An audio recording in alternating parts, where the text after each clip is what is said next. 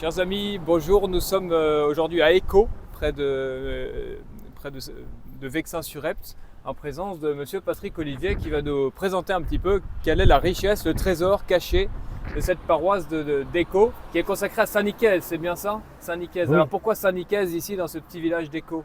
Parce que, d'après la légende, Oui, Saint-Nicaise a été martyrisé à Écault, ainsi que ses deux compagnons, Saint Quirin qui était prêtre et Saint Scivicule qui était diacre. d'accord. Et les corps ont été ensevelis par Sainte Pience à Gagny. D'accord. Qui était Sainte Pience? Sainte Pience était une dame de la noblesse de La Roche-Guyon. De La Roche-Guyon, c'est ça, de nous venons. Et comment peut-on être assuré que c'est bien ici qu'a eu lieu leur décapitation? Est-ce qu'on a un document, quelque chose, une étude qui fait la démonstration que oui, ce n'est pas une fable, c'est vraiment la vérité historique, que c'est là qu'a été décapité Saint-Nicaise? Nous avons un érudit local, Oui, Louis Goubert, dont le père était juge de paix du canton d'Écault, qui s'est beaucoup investi dans la connaissance de... de l'histoire des traditions d'Écault. Oui, d'ailleurs, il avait pris la sage précaution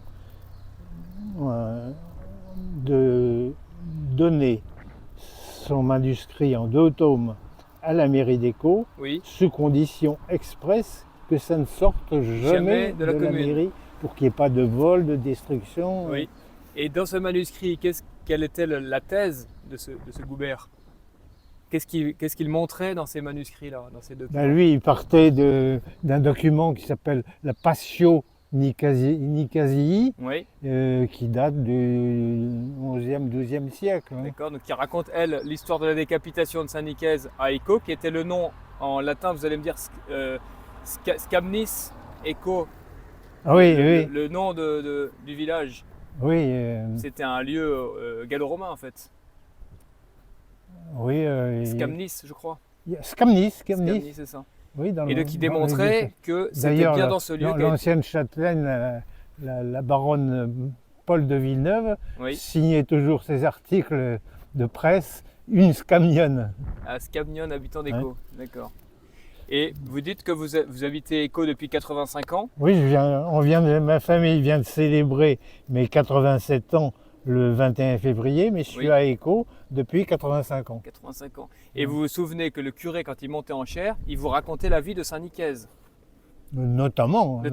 Et il vous disait quoi sur Saint-Nicaise? Quel est son lien avec...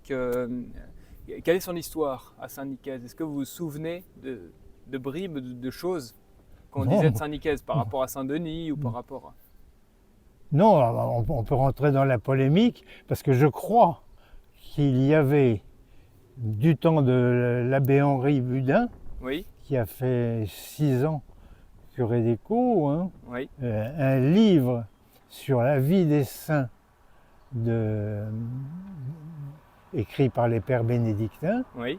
et qui disait que le culte de Saint-Nicaise s'inscrivait un petit peu parmi les saints céphalophores, Oui, qui ont porté leur tête. oui, Oui, depuis Saint-Denis. d'accord. Donc c'est un disciple de Saint-Denis, Saint-Nicaise. C'est pour ça que l'église est consacrée ici à Saint-Denis, le maître de Oui. Saint-Nicaise, C'est qu'il a ça. envoyé à Rouen. C'est ça. D'accord. Et une personne de la mairie, la Véronique Dru, nous a dit que l'étoile qui est au centre de Oui, cette, ça de cette église je l'ignorais. est le lieu précis de la décapitation de Saint-Nicaise il y a 2000 ans, en l'an 95, c'est indiqué. C'est ça. 63 ans après la Passion. Il faut être prudent, vous savez qu'il y a un Saint-Nicaise homonyme Oui, à Reims. qui a été évêque Oui, de plus Reims tard, au c'est 5e vrai. siècle.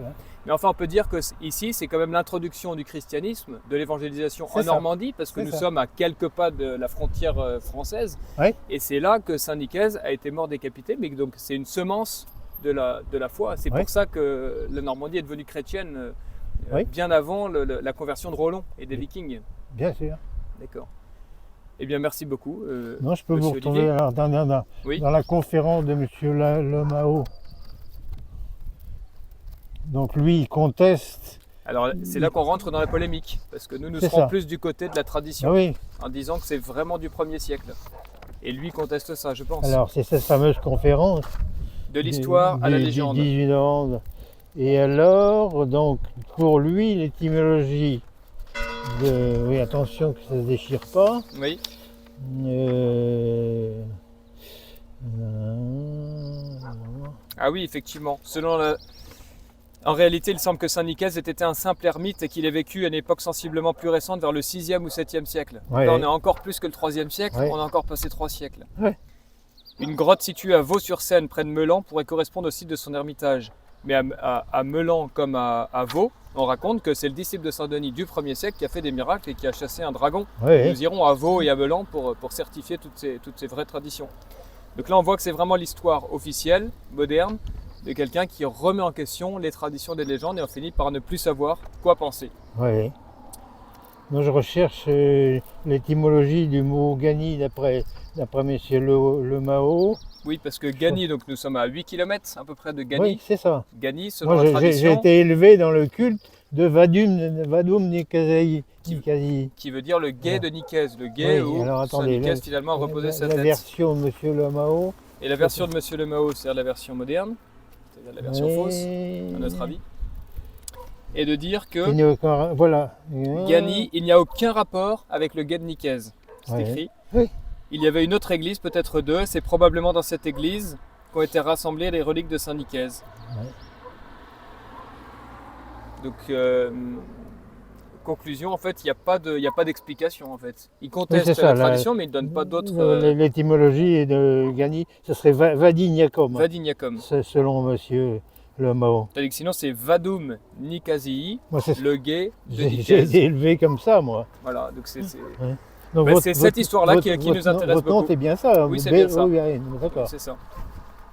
Eh bien, merci beaucoup et puis de nous avoir ouvert cette église et permis de vénérer, de découvrir des reliques extraordinaires, donc de Saint Nicaise, Oui, Quirin Cubicule, Je ça suis on content savait. que vous ayez même aussi- trouvé les certificats les d'authenticité. C'est ça, de Sainte Pience et de Ouais, Saint-Clair. ouais. Donc Sainte Pience, cette première dame de la Roche-Guyon, nous irons tout à l'heure. Ouais. Et puis Saint-Clair, le prêtre idolâtre qui s'est converti, qui était déjà âgé, qui était aveugle, qui était guéri par Saint Nicaise C'est ça. et qui est devenu un des prêtres de Saint Nicaise et qui est mort martyr lui aussi, Ouais. décapité quelques années plus tard avec Sainte Pience.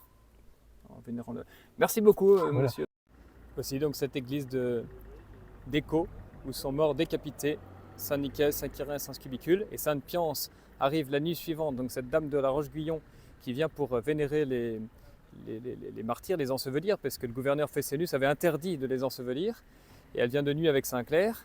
Et quand elle arrive ici, eh bien c'est dans ce lieu, exactement sous le clocher, à l'endroit où se trouve l'étoile, que les trois martyrs se sont levés comme Saint-Denis et ont pris leur tête et se sont transportés sur la route qui se trouve ici, qui se trouve derrière nous.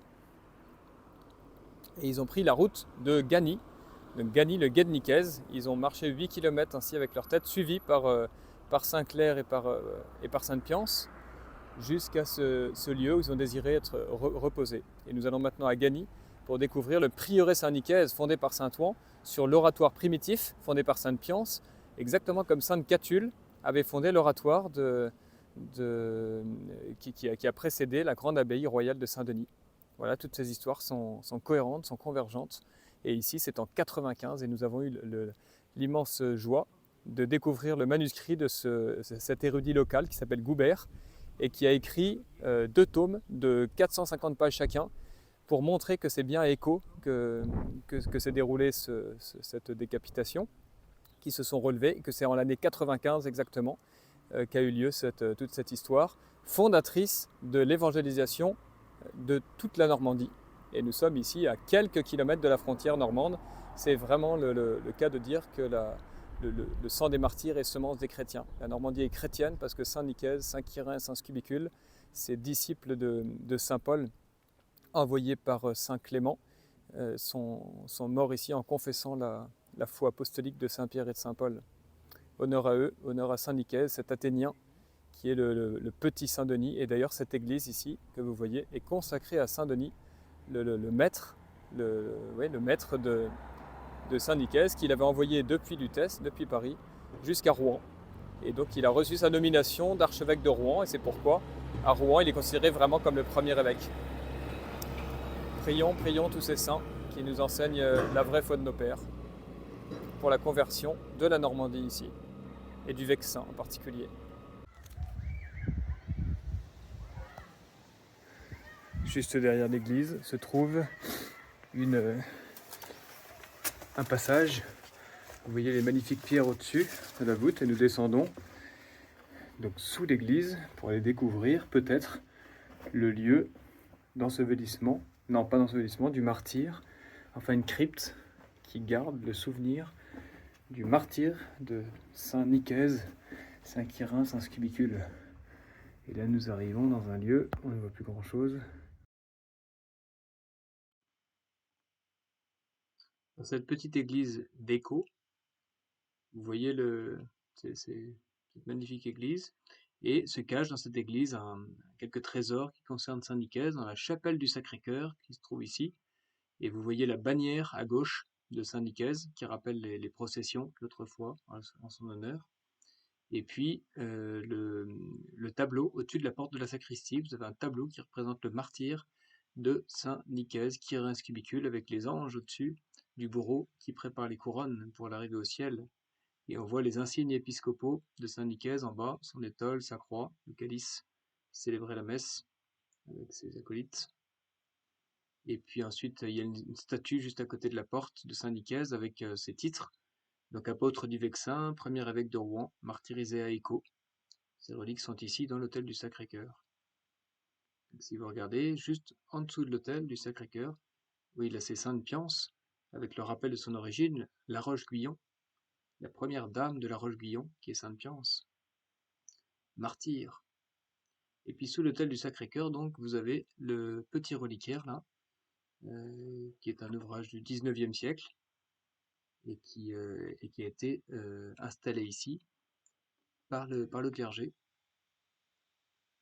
Et dans ce reliquaire se trouvent non seulement les reliques de Saint Nicaise, mais également celles de ses compagnons, Quirin et Saint Scubicule, et puis Sainte Pience et aussi Saint Clair. Ils étaient tous les cinq dans ce reliquaire, et nous n'avons vu que Nicaise et Scubicule d'un côté, son diacre, et puis Saint Quirin, le prêtre martyr, de l'autre côté. Il manque Sainte Pience et Saint Clair.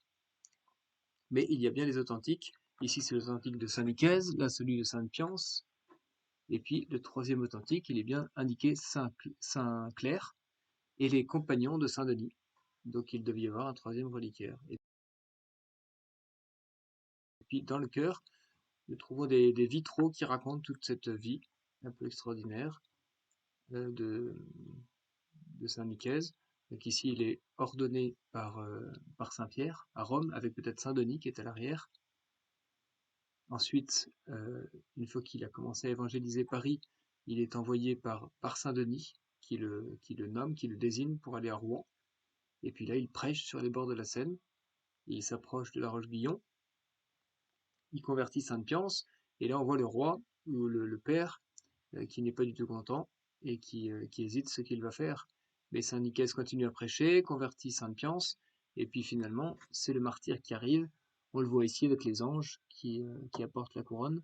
Et puis là, l'ensevelissement par Sainte Pience et Saint Clair, qui subiront le même sort un peu plus tard. Voilà, c'est ainsi que Saint Nicaise, ce disciple né à Athènes, converti par Saint Paul comme Saint Denis, est une haute figure de l'évangélisation de la Normandie, en lien avec Paris, et qui nous attache comme ça, de Saint Nicaise à Saint Denis, de Saint Denis à Saint Paul, de Saint Paul aux apôtres et la Vierge Marie. Et c'est peut-être ainsi que Dieu veut que nous retrouvions la vieille foi de nos pères qui affirmait tout cela. Vous voyez dans les vitraux, les reliquaires, les traditions, les processions, et cet homme-là qui nous a si bien accueillis à Écault et qui nous a raconté les traditions de son village. Là, puisse cette tradition, cette foi, cette flamme passer dans la génération qui suit,